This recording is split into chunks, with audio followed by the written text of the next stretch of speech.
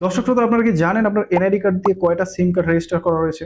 আমি নিশ্চিত প্রায় 95% লোকই এই বিষয়টা জানেন। আপনি যদি এই বিষয়টা না জানেন তাহলে কিন্তু আপনি অনেক সমস্যার সম্মুখীন হবেন। কিরকম সেটা? এটা এরকম যে আপনার এনআইডি কার্ডের রেজিস্টার করা সিম দিয়ে অনেকে বাজে কাজ করবে, ক্রাইম করবে।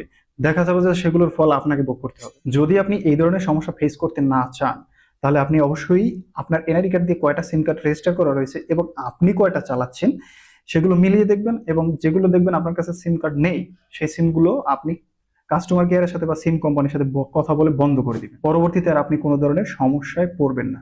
তো ভিডিওটা খুবই গুরুত্বপূর্ণ হতে চলেছে, অবশ্যই ভিডিওটা A to Z দেখবেন, সবারই উপকার আসবে। তো চলুন মোবাইল স্ক্রিনে আপনাদেরকে দেখিয়ে দিচ্ছি মোবাইল দিয়ে এই কাজটা আপনি কিভাবে করবেন। তো সব ধরনের সার্ভিসের ক্ষেত্রে একটা কোড কাজ করে। সেই কোডটা আপনাদেরকে দেখিয়ে দিচ্ছি আমি।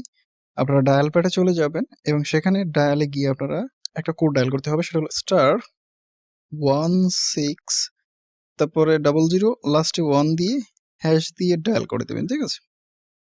যখন আপনি এটা ডায়াল করবেন তখন আপনার সামনে একটা ইন্টারফেস ঠিক এরকম চলে আসবে।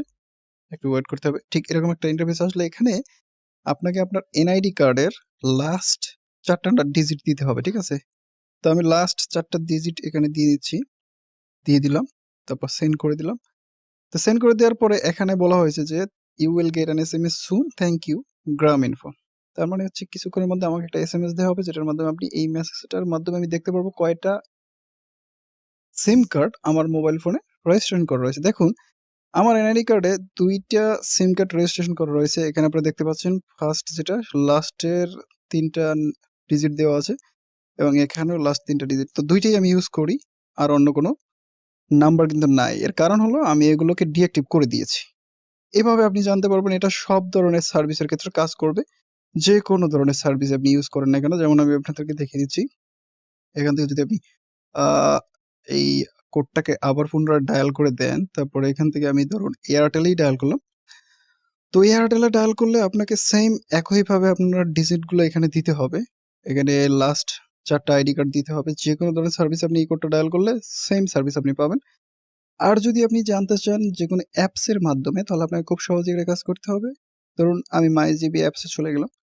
দেন সেখানে যাওয়ার পরে আপনাকে একটু ওয়েট করতে হবে। ওয়েট করার পরে যে সার্ভিস আপনাকে এভাবে দেওয়া থাকে এখান থেকে স্ক্রল করে নিচে আসবেন। নিচে আসার পরে এখানে সি মোর যে অপশন দেখতে পাচ্ছেন এইখানে ক্লিক করে দিবেন।